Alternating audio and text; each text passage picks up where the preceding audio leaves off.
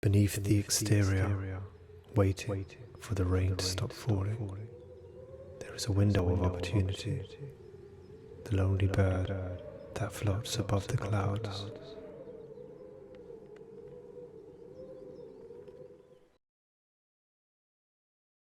This all feels familiar, Yamuna thought to herself.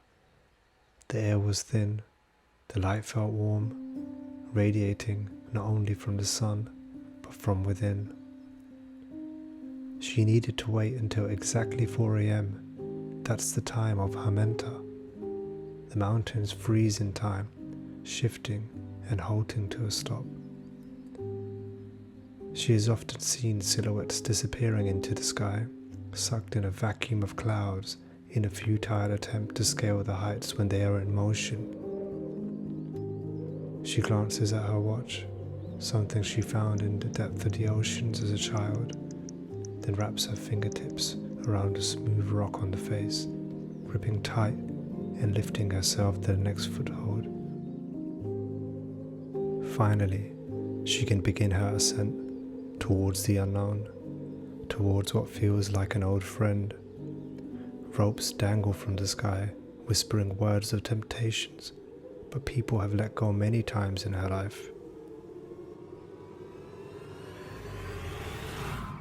Until now.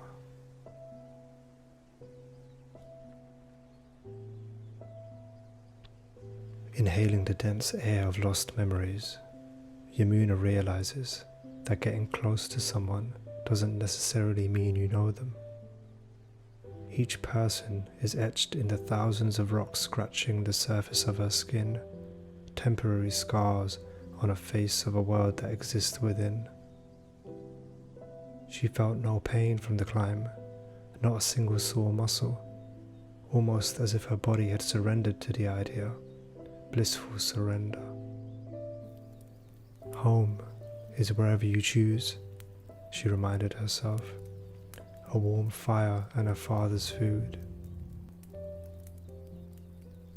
As the sun beat down relentlessly on her back, it was eclipsed by what felt like another cloud. However, the darkness lingered for a moment too long. It was then she realized something had been watching her the entire time. Nature will punish you if you decide to go against the grain.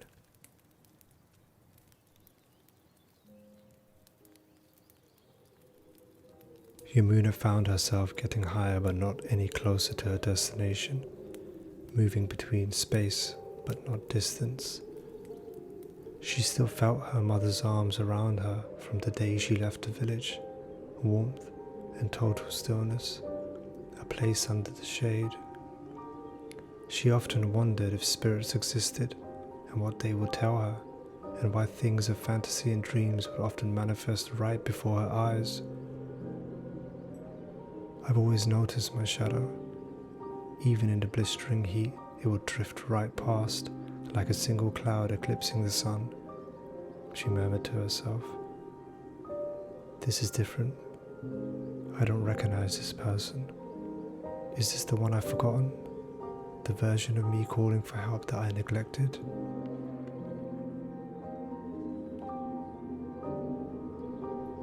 Fear is a perspective of truth.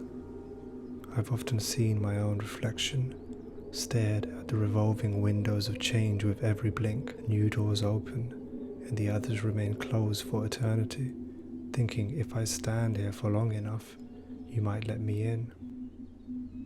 Shifting between bodies to another space for respite, crawls cawing, restless from following me wherever I go. I've reached out to you 1,000 times, almost over the edge without looking down. My hands still tremble from being in your proximity. Clouds circling the second sun, raptures spiraling through the void. I've made it to you.